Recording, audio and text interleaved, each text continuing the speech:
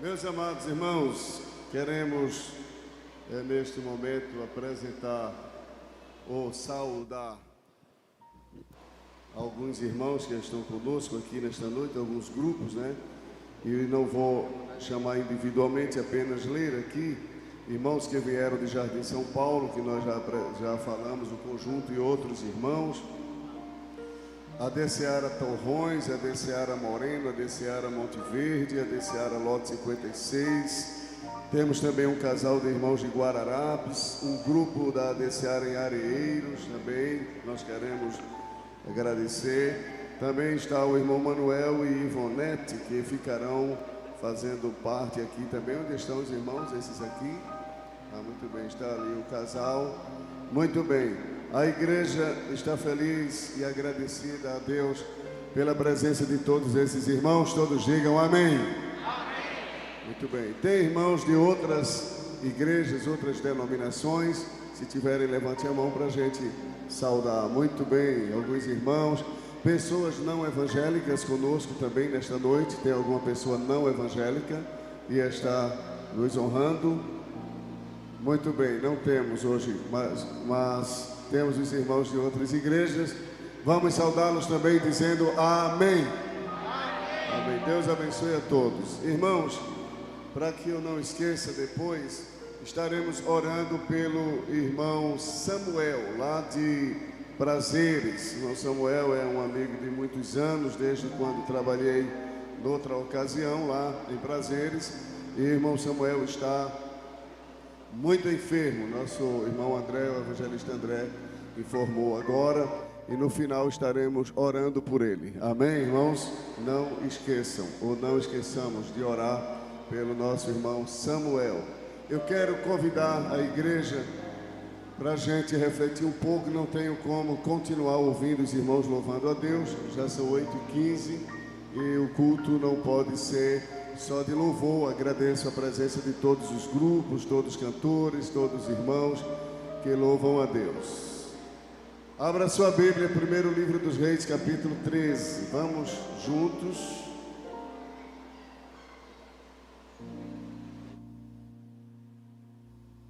Vamos juntos meditar em uma palavra bíblica.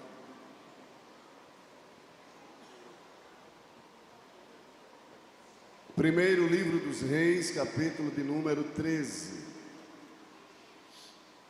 Nós falamos a semana passada aqui, capítulo 13 do primeiro livro dos Reis.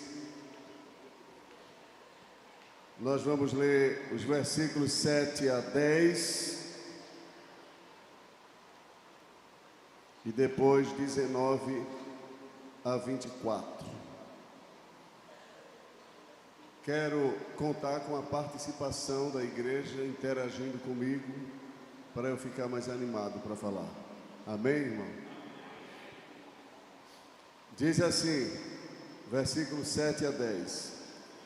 E o rei disse ao homem de Deus: vem comigo à mesa, vem comigo à minha casa, e conforta-te, e dar-te-ei um presente. Porém o homem de Deus disse ao rei: ainda que me desses metade da tua casa, não iria contigo, nem comeria pão, nem beberia água neste lugar. Porque assim me ordenou o Senhor pela sua palavra, dizendo: não comerás pão, nem beberás água, e não voltarás pelo caminho por onde foste. E foi-se por outro caminho, e não voltou pelo caminho por onde viera a Betel. Versículos 19. E voltou ele, e comeu pão em sua casa, e bebeu água. E sucedeu que, estando eles à mesa, a palavra do Senhor veio ao profeta que o tinha feito voltar. E clamor ao Senhor, e clamor ao homem de Deus que viera de Judá, dizendo: assim diz o Senhor, visto que foste rebelde à boca do Senhor, e não guardaste o mandamento que o Senhor teu Deus te mandara, antes voltaste e comeste pão e bebeste água no lugar de que te dissera: não comerás pão nem beberás água, o teu cadáver não entrará no sepulcro de teus pais.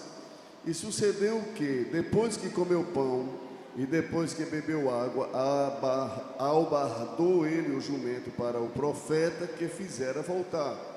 Foi-se, pois, e um leão o encontrou no caminho e o matou.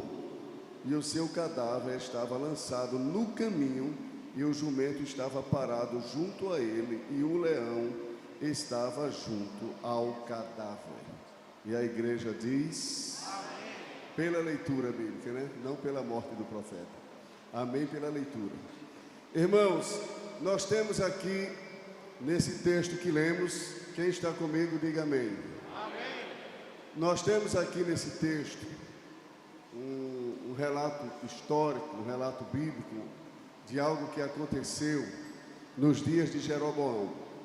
Jeroboão foi aquele que, por ordem de Deus, liderou aquele movimento que fez com que o reino de Israel fosse rasgado pela palavra do Senhor.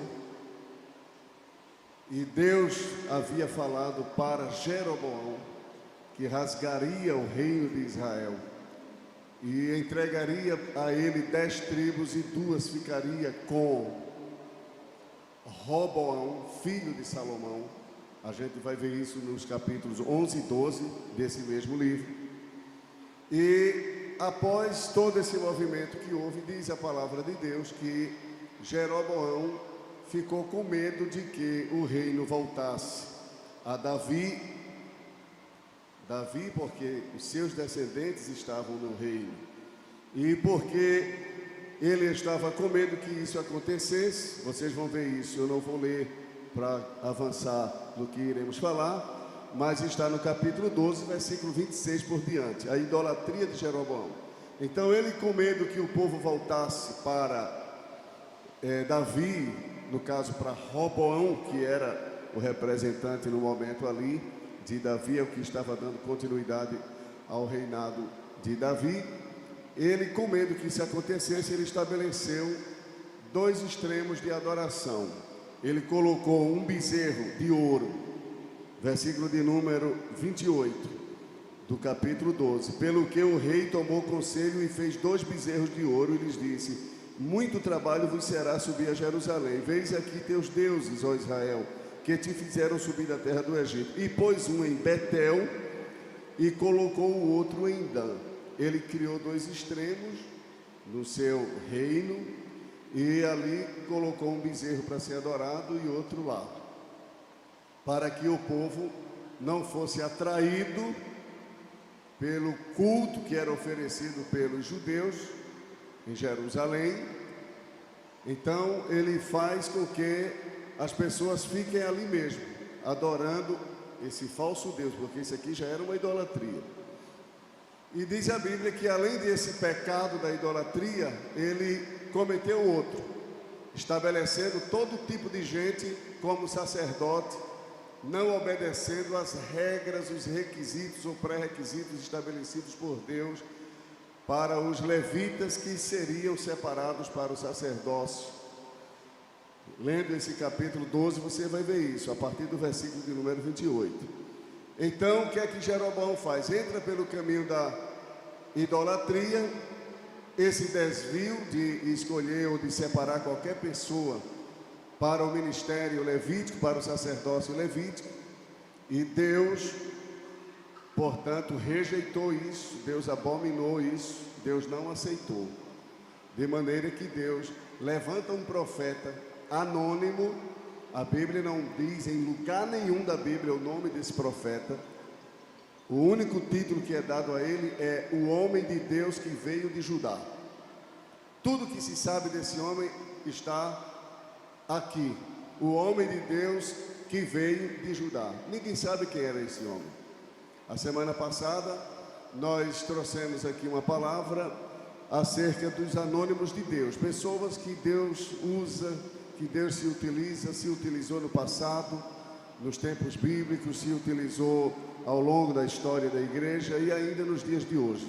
E Deus fez coisas tremendas através dessas pessoas, e a gente nunca ficou sabendo quem eram essas pessoas. por nome.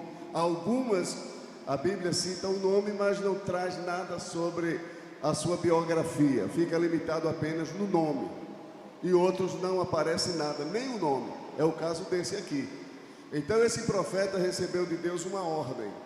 E a ordem que Deus deu a esse profeta foi: vai até Betel e profetiza contra o altar que está em Betel.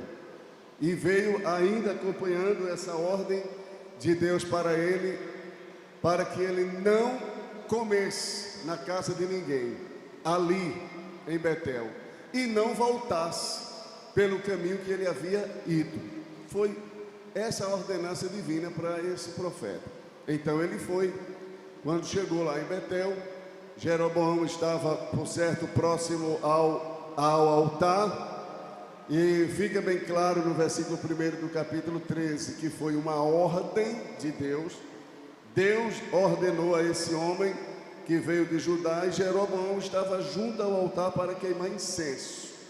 E o profeta chegou e clamou contra o altar com a palavra do Senhor e disse: altar, altar, assim diz o Senhor, eis que um filho nascerá à casa de Davi, cujo nome será Josias, o qual sacrificará sobre ti os sacerdotes dos altos, que queimam sobre ti incenso, e ossos de homens se queimarão sobre ti. E deu naquele mesmo dia um sinal, dizendo: este é o sinal de que o Senhor falou, eis que o altar se fenderá, e a cinza nele, e a cinza que nele está, se derramará. E sucedeu, pois, que ouvindo o rei a palavra do homem de Deus, que clamara contra o altar de Betel, Jeroboão estendeu a mão de sobre o altar, dizendo: pegai nele. Mas a mão que estendera contra ele se secou, e não a podia tornar a trazer a si. Então houve aqui, irmãos, um julgamento, um juízo divino, rápido e visível. Quando o rei tentou pegar o profeta, na mesma hora a mão ficou seca. E não tinha mais força, porque não tinha vida, não tinha mais força de trazer para si. E ele agora pede àquele homem de Deus para que ore por ele. Ora, Deus, aí faz alguma coisa para que a minha mão fique boa. O profeta orou, e a mão dele foi restituída, conforme o versículo 6. E respondeu o rei e disse ao homem de Deus: ora a face do Senhor teu Deus. Aqui fica bem claro que ele estava desviado, porque ele não disse: ora a face do nosso Deus. Os irmãos estão vendo? E ele era um rei do povo de Deus. Jeroboão era um rei de Israel, chamado também Reino do Norte agora. Ficou o Reino do Sul, cuja capital era Jerusalém, Reino do Norte, cuja capital foi Samaria. E a Bíblia diz que ele então pede que o homem de Deus orasse, mas ora ao teu Deus, quer dizer, não era o Deus dele, era o Deus do profeta. É preciso a gente a cada dia fazer um exame introspectivo, pessoal, não dos outros, mas de nós mesmos. Se Deus ainda é o nosso Deus, se Deus ainda está conosco, e se nós ainda estamos com Deus.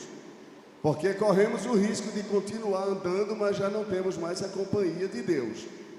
Corremos o risco de estarmos na igreja, de estarmos no culto, de estarmos até ministrando, como eu estou falando aqui agora, e corremos o risco de não ter mais Deus do nosso lado e a gente pensar que tem. E a Bíblia dá prova disso, nós temos provas bíblicas disso.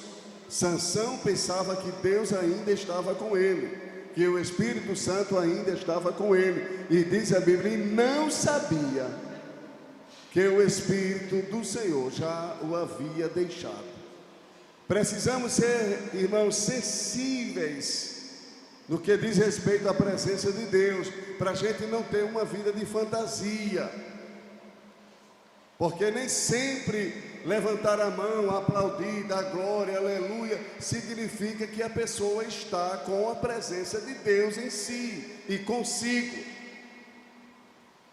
Sansão pensava que Deus estava com ele, mas já estava muito longe, ele já estava só.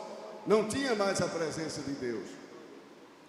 E lá, segundo aos Coríntios, eu acho que é 13:3, Paulo diz alguma coisa dentro desse assunto. Vamos ver? Segundo aos Coríntios 13, não for 13, é 5 e 3, mas a gente vai achar. Vejam aí comigo, vocês que são bons de Bíblia.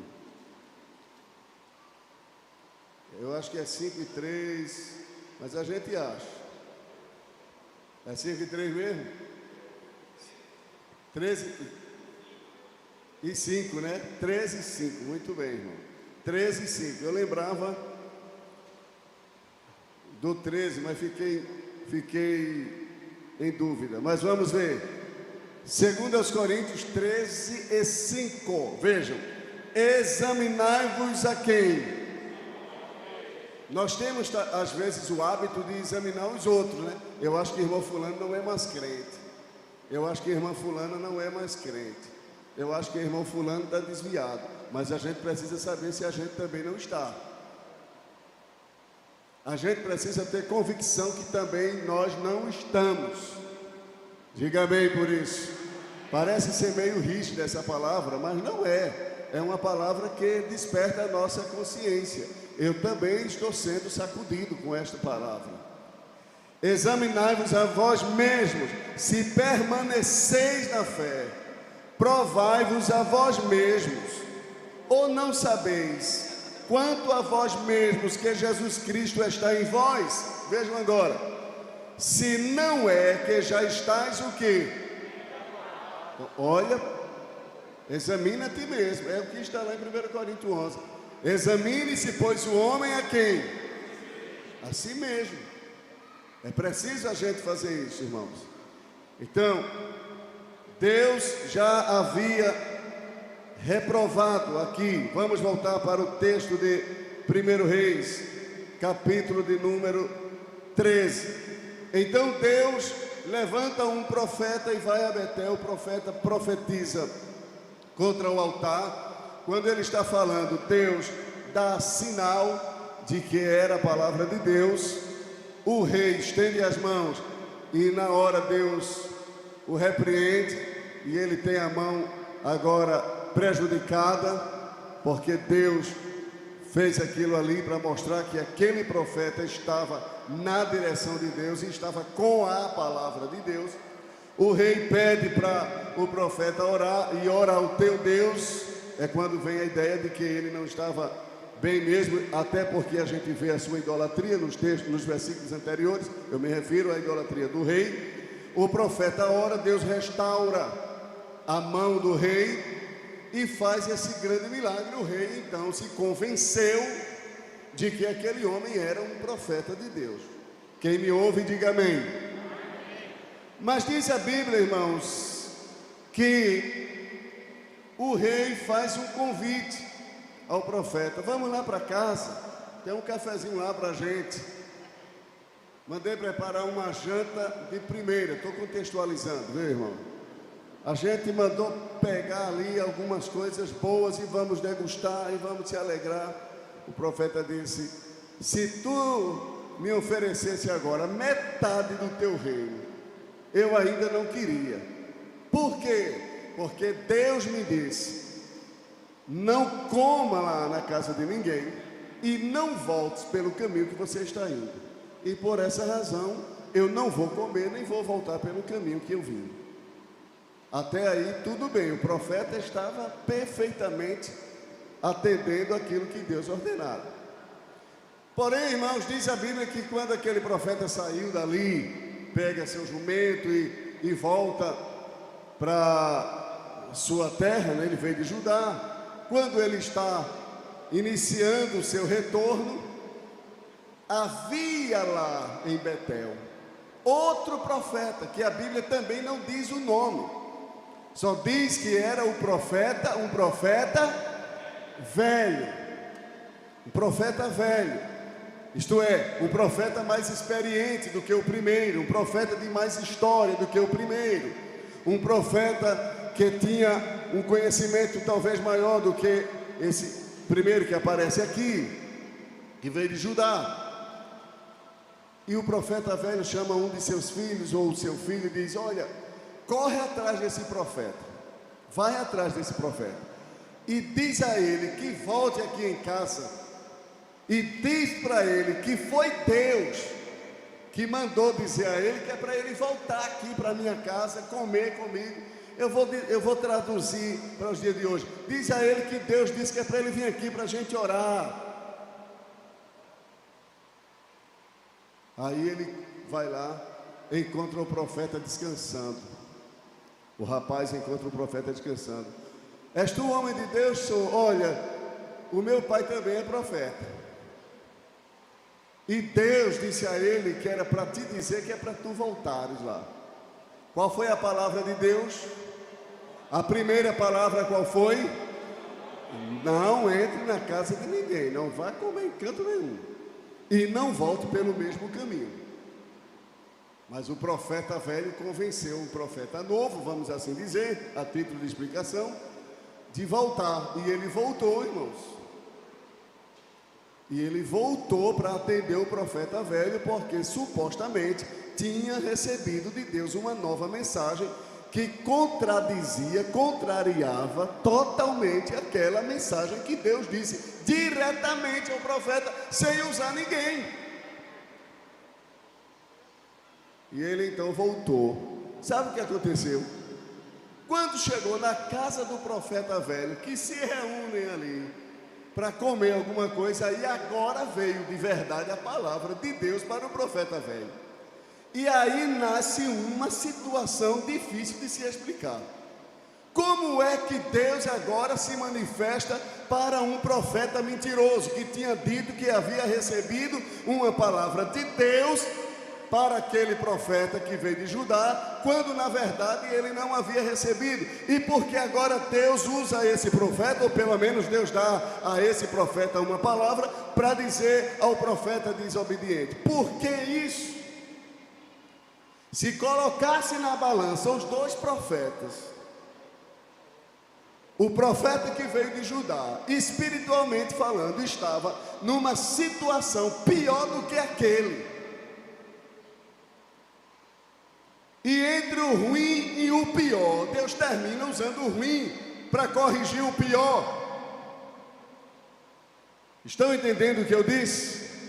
Amém. Lembra da história de Balaão e a jumenta? Deus abriu a boca da jumenta para falar com Balaão. Não é que Deus usou a jumenta. Deus usar a jumenta é Deus se utilizar dela.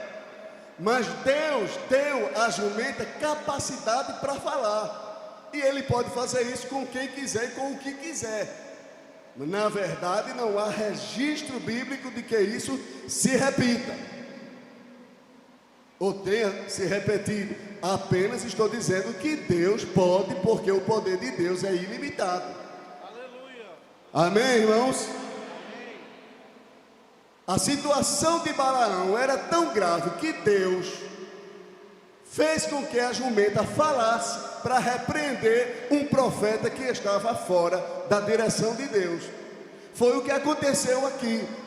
O profeta que veio de Judá estava numa situação de desobediência tão grave que Deus agora deu uma palavra ao profeta velho para repreender o outro profeta.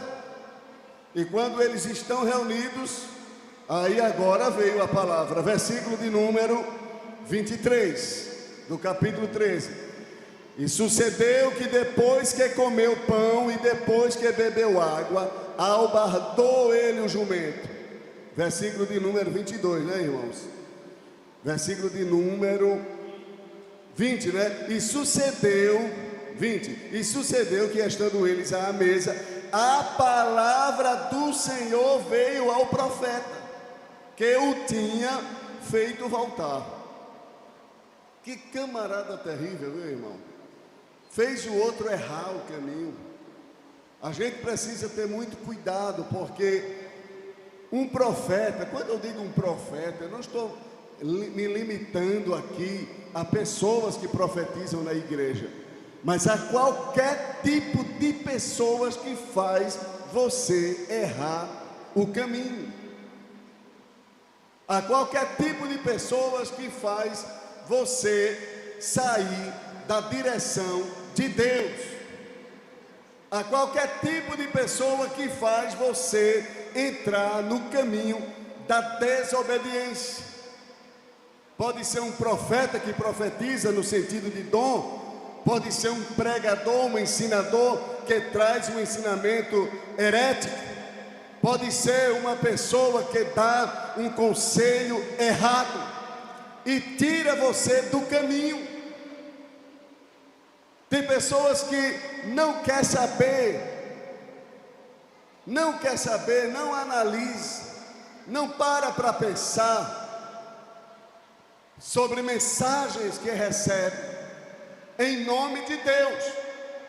A gente precisa ter muito cuidado com essa questão de profecia, de ensinamento, de conselhos, porque uma pessoa saindo da direção de Deus, Deus colocou você nessa direção, e alguém chega e muda o rumo e coloca você nessa direção, pode acontecer um estrago na sua vida, um estrago na sua família, um estrago em todos os sentidos, e não haver retorno para estar na direção de Deus. Aleluia. Nós estamos no culto de ensino. No círculo de oração é abre a mão, mas no culto de ensino é abre os ouvidos. No círculo de oração leva a bênção, na doutrina cresce um pouco mais, procura amadurecer, procura ter cuidado para não sair da direção de Deus.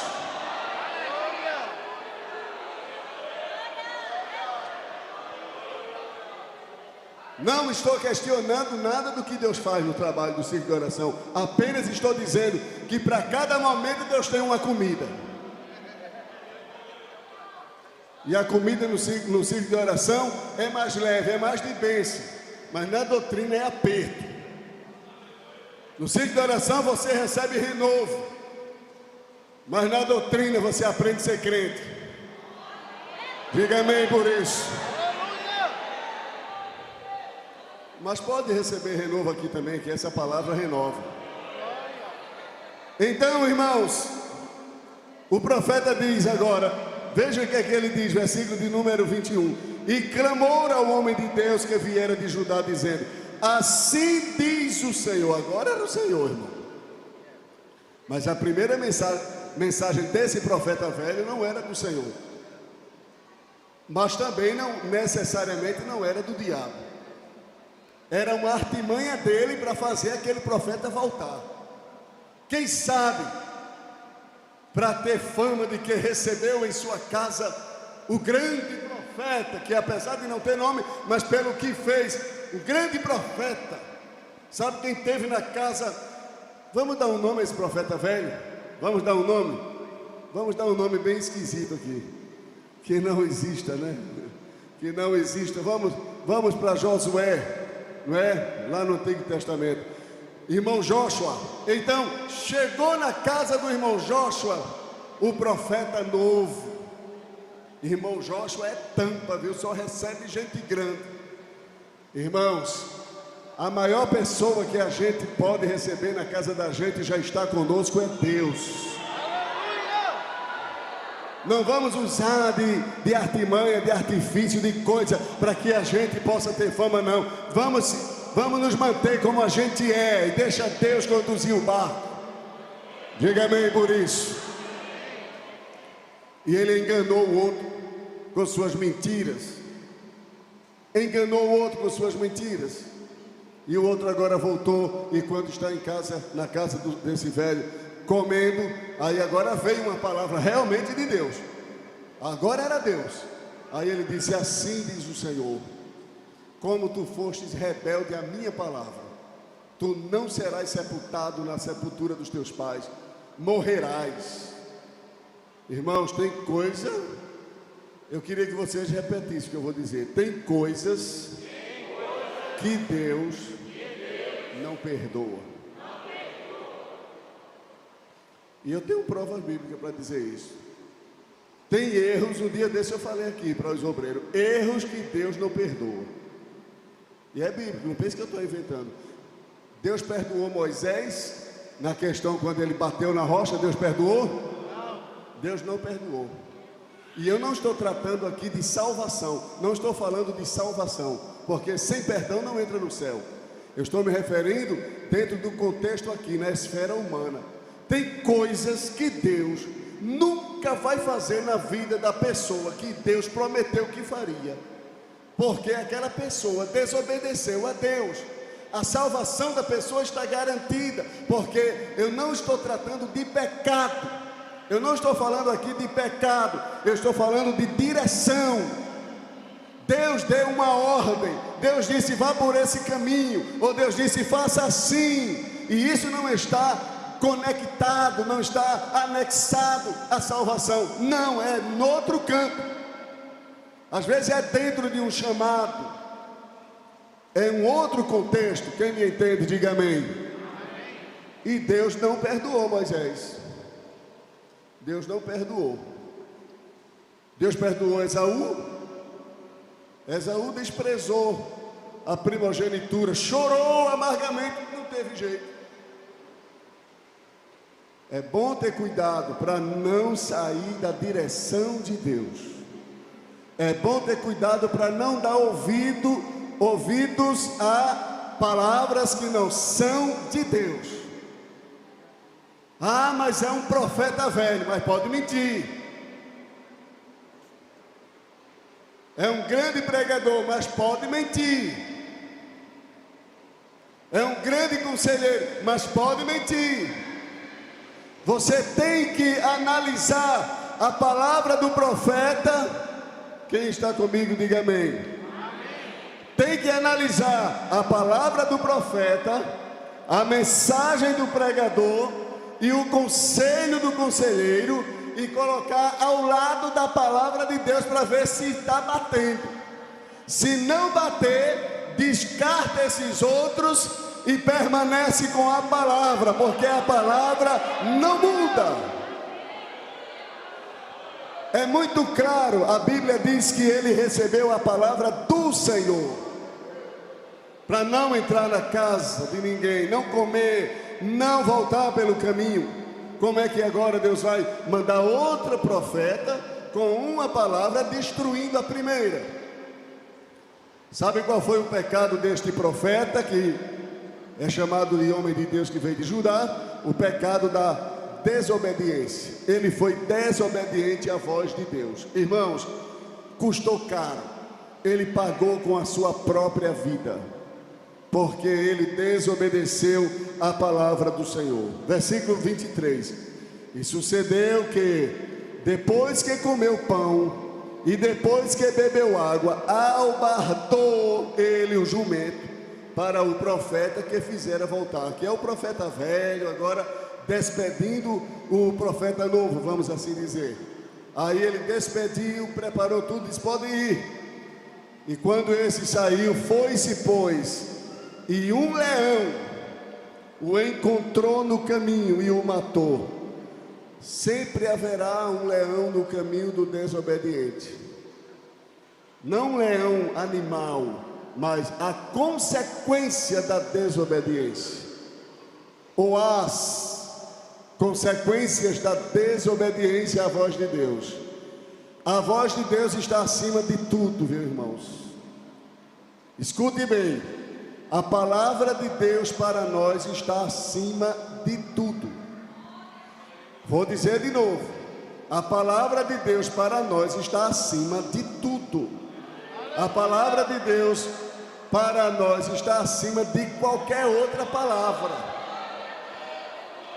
Se Deus deu uma ordem, a palavra de Deus está acima. Ah, mas essa decisão contraria isso. Essa decisão contraria aquilo. Essa decisão vai fazer irmão fulano não gostar. Essa decisão vai fazer não sei quem. Quem mandou? Quem mandou? Quem ordenou? E quem é que manda, irmão? A quem pertence o poder? Jesus disse em Marcos 16 e 15: ide por todo mundo, é isso? Marcos 16 e 15: ide por todo mundo pregar o evangelho a toda criatura. Quem mandou? Quem foi que mandou aí? Jesus disse, vai. Capítulo 5 de Atos 39. Aí os discípulos pregavam, ensinavam, juntaram-se as autoridades da época religiosa, chama esses homens aqui, e disseram, olha, a gente vai liberar vocês, a gente vai soltar vocês, mas não falem mais no nome desse Jesus aqui. Qual foi a ordem de Jesus? Fale ou não fale? Jesus disse, fale. Aí agora as autoridades disseram, não. Jesus disse o que, irmão? As autoridades disseram o que? Sabe o que foi que os apóstolos disseram? Importa obedecer mais a Deus do que aos homens. Quando a palavra do homem contraria a palavra de Deus, vai prevalecer na minha vida, na tua vida, o que Deus disse.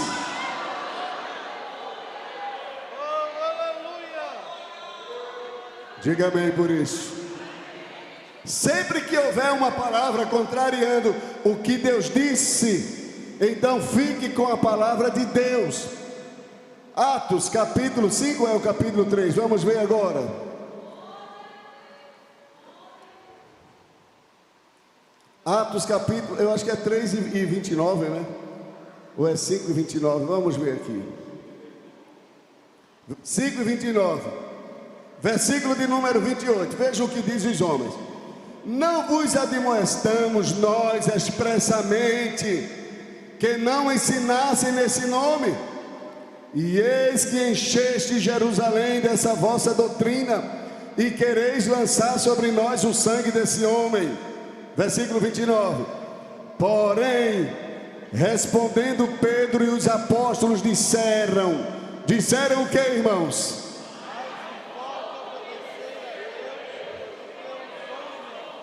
A obediência, ela é de Deus. O ensino sobre a obediência vem de Deus. Mas a obediência, ela não pode ser uma obediência cega. Quando os homens, em qualquer área desta vida, vêm com qualquer coisa que contraria o que Deus diz, prevalece o que Deus disse. Porque a palavra de Deus está acima de qualquer situação e de qualquer coisa. Diga amém por isso. Mas se for um anjo, vamos ver se for um anjo. Gálatas capítulo 1. Gálatas capítulo 1. Olha, irmãos, um anjo apareceu a mim nesta noite e disse o anjo, faça isso e isso. Se isso que o anjo disse contraria o que Deus disse, esquece esse anjo, que esse anjo está desviado. Esquece esse anjo, porque esse anjo não está na direção de Deus, possivelmente não seja de Deus. Deus não vai dar uma palavra através de um anjo para contrariar o que está na Bíblia, na sua palavra. Gálatas capítulo 1, versículo de número 8 e 9, diz assim: mas ainda que nós mesmos, ou o que mais? Ou um anjo do céu vos anuncie o que, irmãos? Outro evangelho. O evangelho aqui é a revelação de Deus por meio de Cristo Jesus. Se alguém, seja um de nós, seja um anjo que aparecer e trouxer uma mensagem além do que já vos tenho anunciado, seja o que, irmãos? Anátema é uma palavra que traduzido para nós é maldito. Seja maldito. Ah, mas ele é uma bênção. Maldito. Ela é uma bênção. Maldito. Se está contrariando o que Deus disse, se está contrariando a palavra de Deus, prevalece a palavra de Deus na vida da igreja, na vida do servo de Deus. Versículo 9: assim como já vos dissemos, agora de novo também vos digo, se alguém vos anunciar outro evangelho, além do que já recebestes. Veja que a revelação já foi dada, a palavra já foi falada, a manifestação de Deus para a igreja já foi dada, está dizendo aqui. Então, se alguém chega com uma mensagem contrariando a primeira, no sentido aqui de pregação de evangelho, no sentido de salvação, então Paulo está dizendo: seja maldito, permaneça no que recebeu. Diga amém por isso, irmãos. Permaneçamos no que nós recebemos da parte de Deus. Então ninguém pode contrariar a palavra de Deus, ninguém e nada pode contrariar. O profeta recebeu de Deus a palavra: vai até Betel, profetiza contra o altar, depois volta, não vá na casa de ninguém comer nada, não volte pelo mesmo caminho. Pronto. A obediência está acima de qualquer coisa, viu, irmãos? A obediência a Deus e a sua palavra está acima de qualquer coisa. Tem pessoas que pensam que Deus se ilude com sacrifício, com louvor, muito sacrifício, um dízimo grande, uma oferta grande, compra uma coisa bonita, dá de presente à igreja. Tudo isso é bom fazer, pode continuar fazendo, mas se for feito sem obediência, não vale nada.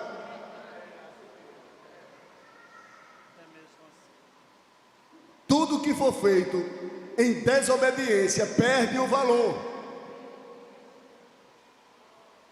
Tudo que for feito com ou em desobediência perde o seu devido valor. Vou cantar 100 hinos com desobediência, não vale nada. Vou passar uma semana em jejum com desobediência, não vale nada. Vou tirar 30 dias de joelho com desobediência, não vale nada. Porque Deus não tem mais prazer naquilo que nós oferecemos do que obedeçamos a sua palavra. Deus se sente feliz não no que nós fazemos, mas na nossa postura diante da sua palavra. Abra a Bíblia aí para a gente encerrar. 1 Samuel 15.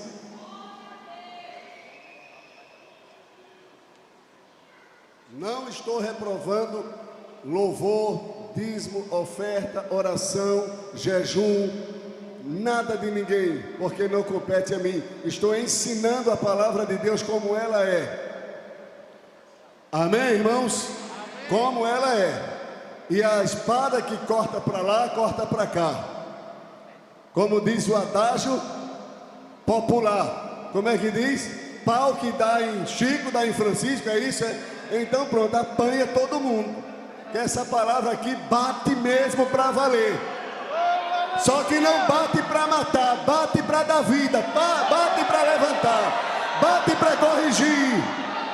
A palavra de Deus não mata, ela dá vida. A palavra que eu tenho dito é espírito e vida, disse Jesus.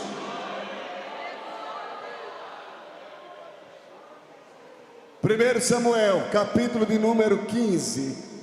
E o versículo de número 22, para a gente encerrar, que a hora chegou.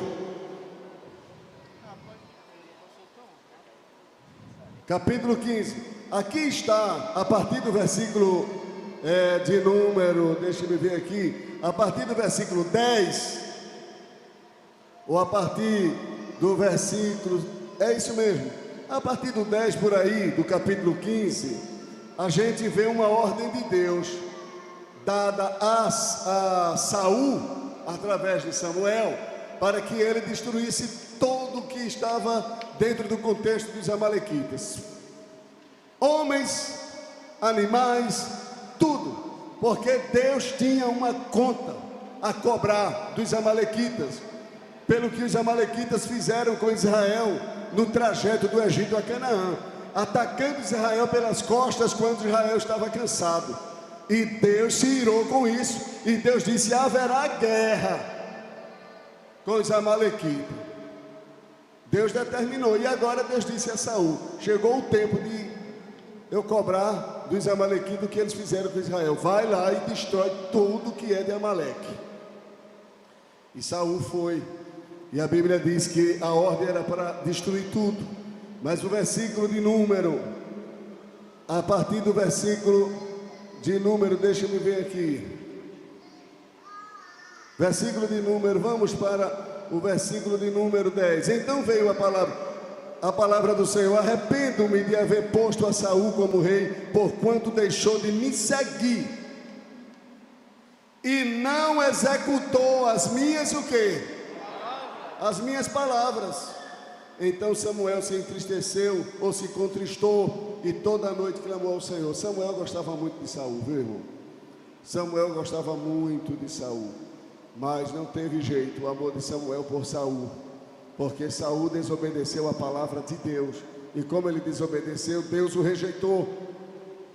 Deus pode não rejeitar a pessoa para a salvação, mas Deus pode rejeitar uma pessoa para o serviço. Uma pessoa que é uma bênção hoje pode ser rejeitada por Deus amanhã. Um cantor que é um instrumento de Deus hoje, um pregador que é um instrumento de Deus hoje, uma igreja denominacionalmente falando que é uma bênção na mão de Deus hoje, pode ser objeto da rejeição de Deus amanhã, se não permanecer na palavra de Deus, se não continuar em obediência a Deus. Deus pode rejeitar, porque o compromisso de Deus é com a sua, o compromisso de Deus com a gente é e durará até a gente estar com a palavra. Se a gente abandonar a palavra, Deus abandona a gente. Está escrito em segundo livro das Crônicas 15:2: o Senhor está convosco, enquanto vós estáis com Ele. Está vendo aí? Não existe essa permanência de Deus com a gente, mesmo a gente entrando no caminho da desobediência à sua palavra. Aí a Bíblia diz, concluindo, diz que Saul foi, mas não fez o que Deus mandou. E o que aconteceu? Ele pegou o boi, os bois, os garrotes bonitos, as ovelhas bonitas, guardou e trouxe. Samuel vai ao encontro dele no dia seguinte e diz: Saul, como foi lá a guerra? Foi uma bênção. Olha, irmão Samuel, pense numa coisa maravilhosa. Aí Samuel disse: executaste a palavra do Senhor, fizeste como Deus mandou? Fiz, do jeitinho que Deus mandou. Aí Samuel disse: que mugido é esse de boi que eu estou ouvindo? E que balido é esse de ovelha que eu estou escutando? Saul, por que tu não cumpriste a palavra do Senhor? Sabe o que Saul disse? Ah, meu Senhor, foi eu não. Irmãos, esse negócio de jogar, terceirizar o erro, foi eu não, foi fulano, Beltrano, nunca chega. A quem foi dada a ordem, Saul, não foi a ti, porque não fizeste como Deus mandou. Ah, mas a gente trouxe para oferecer em sacrifícios a Deus. Aí Samuel disse: Saul, será que Deus, porventura, Deus tem mais prazer naquilo que a gente oferece, que é o sacrifício, do que obedeçamos a sua palavra, Saul? Eis que o obedecer, veja aí agora, eis que o obedecer, complete agora, é melhor do que sacrificar. É bom, mas obedecer é melhor. E entre o bom e o melhor, Deus fica com o melhor. Aleluia! Diga amém por isso. Se você ler o livro de Eclesiastes, você vai ver o bom e o melhor. Melhor do que o melhor unguento é o bom nome. Melhor do que isso é não sei o que. Você olha lá em Eclesiastes, você vai ver esse antagonismo entre o bom e o melhor, e a escolha de Deus pelo melhor. Se tiver o melhor do que você em obediência, se tiver na igreja o melhor do que você em contato com Deus, você pode ter maior capacidade, mas Deus vai escolher o melhor. Aleluia! Saul era mais bonito do que Davi, mas a Bíblia diz: encontrei o melhor. Tem o melhor do que Saul, é Davi. E Deus rejeita ainda hoje. Deus rejeita ainda hoje. Se Deus rejeita um bom, imagine o ruim.